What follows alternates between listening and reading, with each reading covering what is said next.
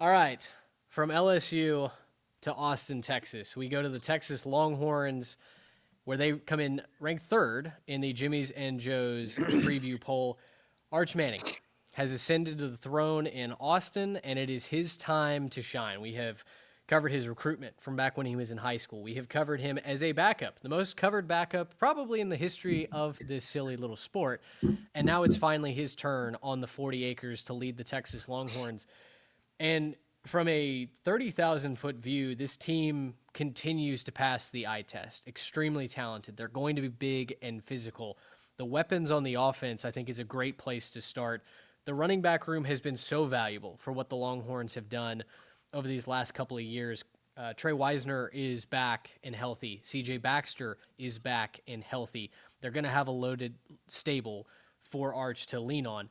The wide receivers are basically unfair, both from what they've recruited internally and what they go out and get from the transfer portal as well. It is just another treasure trove that Steve Sarkisian and company have to work with in Austin. Defensively, it's also extremely talented. They've got big bruisers on the defensive line. We've talked about Colin Simmons off the edge. Anthony Hill may be the best linebacker in the sport. Quarterbacking that defense should be a first-round draft pick after this season. And the secondary returns a lot of snaps, a lot of experience led by former walk-on Michael Taff. There's a lot of reasons to like the Texas Longhorns and even project them to be maybe the top team in the country, as so many have. I'll start with my first question about the Longhorns. And Lance, if you want to take this one, Texas is replacing so many snaps on the offensive line. Similar to LSU, it is a very different outlook from 2024 to 2025 when it comes to the bodies along that offensive line. And boy, Texas had a really good one last year. Yeah. How do you think the Longhorns go about replacing as much as they need to along the offensive line with a new quarterback in Arch Manning? So I almost want to ask a question back to you on this that I thought was interesting because nobody has been better. Kirby Smart in Georgia and Sark in Texas have been the best overall in talent acquisition the last 2 to 3 years, using like high school recruiting, obviously, but they've done a great job of supplementing through the transfer portal. Obviously, NIL and all that has been a huge factor to that. And they've supplemented in all of these positions of need, especially along the defensive line, the last 2 years through the transfer portal. They did not do that along the offensive line. So my question to you guys on that is that should that not raise almost like it raised my antennas of like, I think Sark and Kyle Flood, Sark, one of the best offensive minds in the country, and Kyle Flood, who's one of the best offensive line coaches in college football, with all the money that they've got in NIL and Lamborghini of Austin, they're not going out and buying offensive linemen to replace these guys, a bunch of guys to replace these guys. Like what that's kind of surprising to me. It tells me that they like what they've got on their roster. And I think if you look at just the recruiting rankings out of high school, that they should like what they have on their roster. It's a bunch of 4- and 5-star guys. Some of them got in on some action last year while guys were missing either a whole game or missing time within the games with injuries at different points last year. So they've gotten to see some of these guys in game action too. But I think the only pushback I would have on that assertion is, one, that is the hardest position to get out of the transfer portal. And the lead offensive lineman on the transfer portal does not absolutely grow on trees. And when they do pop up in the portal, they have everybody in the country going after them. So that would be my one pushback on that. And then also, I mentioned this with Chris Lee, you just don't know until they're thrown into the fire of an SEC schedule, or like, dude, they're going to play week 1. They play Ohio State week 1. So all these younger guys, I know I personally have seen at my school plenty of 4- and 5-star offensive linemen go up against 4- and 5-star defensive linemen that are a little bit more seasoned in the SEC and not win those battles until a couple years in. So I'm tapping the brakes just a little bit on the offensive line. Again, very, very talented. Don't question the talent evaluation at all, but you just have to see it before you fully believe it in the SEC. Sure. Lance, they've got the Lamborghinis on defense off the edge. Are you concerned at all about the interior of that defensive line, where they did go out and get some guys in the portal, but we've been used to Tavondre Sweat playing for the last couple of years, and I don't know that Sweat's replacement is just necessarily walking through the door, stopping for one season as a starter, and then heading to the NFL. Yeah, I mean, they're really reliant on the dudes they picked up in the transfer portal. Well, they hit on Cole Brevard out of Purdue, who was all Big Ten honorable mention. Well, they hit on the defensive tackle Murad Watson, who was he was with Syracuse last year in a 247 sports freshman All American. Yep. Will they hit on guys like that? Are you asking me if I'm worried? To me, I mean, the interior of the defensive line and the offensive line, like we just alluded to, would be, if you're playing devil's advocate and you're wanting to give pushback against this Texas team, that would be where that I would give pushback against, because the edge rushers, the combination of edge rushers, inside linebacker, at least one corner and a safety, like, dude, they're as good as anybody in the country at those positions, at the combination of those positions. But I think that they've got the depth along the interior of the defensive line. They brought in, Justice Terry, one of the top, recruits in the country, that he'll probably see some time. But like, I'm not sure he's going to obviously start right out of the gate. That's kind of hard to come in as a true freshman in the SEC and start along the interior of the D line. But he's a guy, again, bodies, long season, that you could see maybe coming in and making some plays, being a situational third down guy. But yeah, there is a little bit of caution for me on that interior of the defensive line, because they're so reliant on hitting on these portal guys. Y'all know as well as I do on that. It's hit or miss. If you hit, you look great.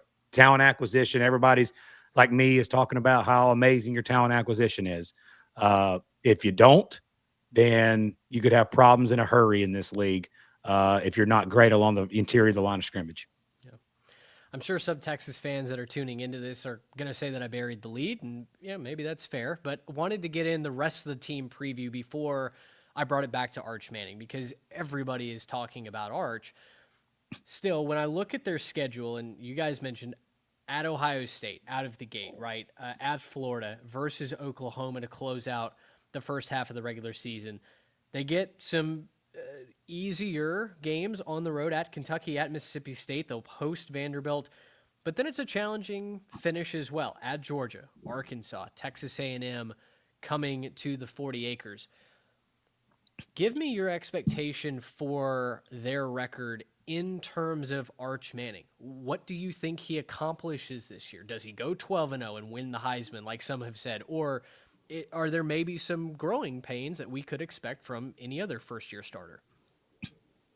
Heisman's absolutely the ceiling. I don't think anybody questions that, because of the pedigree that he has and the talent that we've seen flashed on the field the first couple of years that he's been in Austin. But there also have been some growing pains. When he's come in at times, I'm thinking of the Georgia game in Austin last year when he came in for a couple drives, and really they tried to spark the offense. They tried to give him a chance to take over that job last year from Quinn Ewers, and he just wasn't ready. Now he's had a whole nother year of seasoning.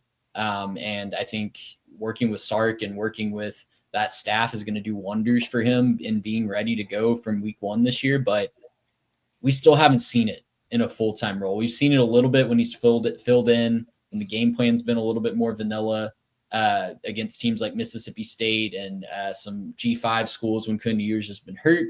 But we haven't seen him be the guy that the offense needs to count on.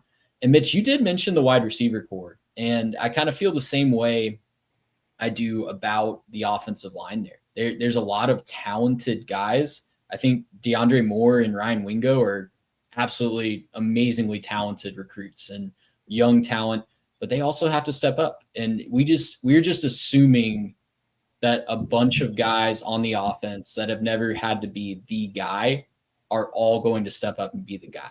And they absolutely might.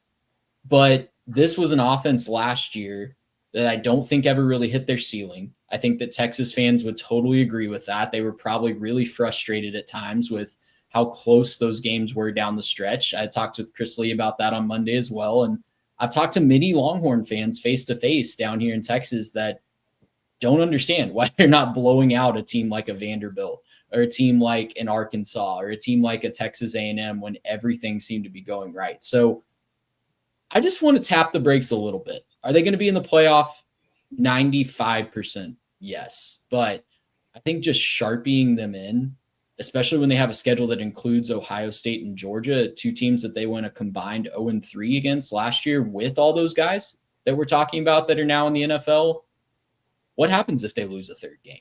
What happens if they stub their toe? What happens if Arch has a bad game because he's a first-year starter? At 9-3 Texas with the schedule is not getting into the playoffs. So I just want to caution everybody with that going into the year, that not everything is sharpied in. Is it likely? Yes. Is it probably going to happen? Absolutely. Am I coping a little bit as a Texas A&M fan? Probably. But there is a world where 9-3 or worse happens, because not everything just seamlessly integrates into the plan. Lance, I feel like a lot of fans are going to feel like that's the terms and conditions that we just click past whenever we're, buying something new. So over to you. Agree, disagree? No, I agree. I mean, the road games at Ohio State and at Florida and at Georgia, like, there absolutely is a world with, as good as we think this Florida team is, and obviously as good as Ohio State is, that they don't leave the month of September without 2 losses, that they're sitting there at 3-2. And could you imagine the pundits and the talking heads around what the narrative will be around Arch Manning at that time, and how quickly things could flip, and what people would be saying about Sark at that time, if the long awaited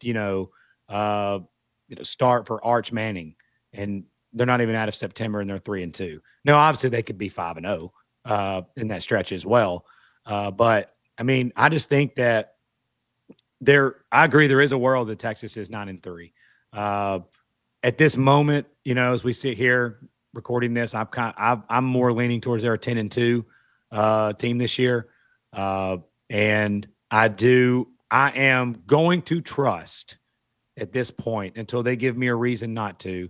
Like, this isn't the previous Texas teams, like pre last 2 years, where every year everybody hypes them up, them in Miami. Everybody would hype them up and Miami up every single year in the preseason. You could just pencil in death taxes in Texas and Miami going to be preseason ranked top 15, no matter what.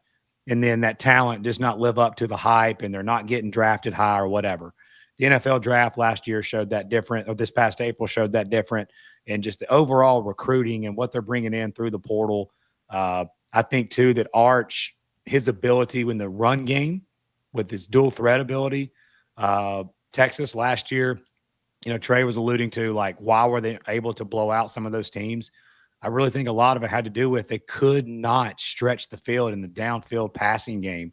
And with some of these younger wide receivers that are burners, like, yes, they have to step up in a hurry to be able to do that. But I think the plan, absolutely, like when Sark was at Alabama, his offenses were the best when they could run the rock and then play action off that and hit you over the top with a downfield passing game. And they just weren't able to do that with Ewers. Obviously, Arch has to go out and prove it.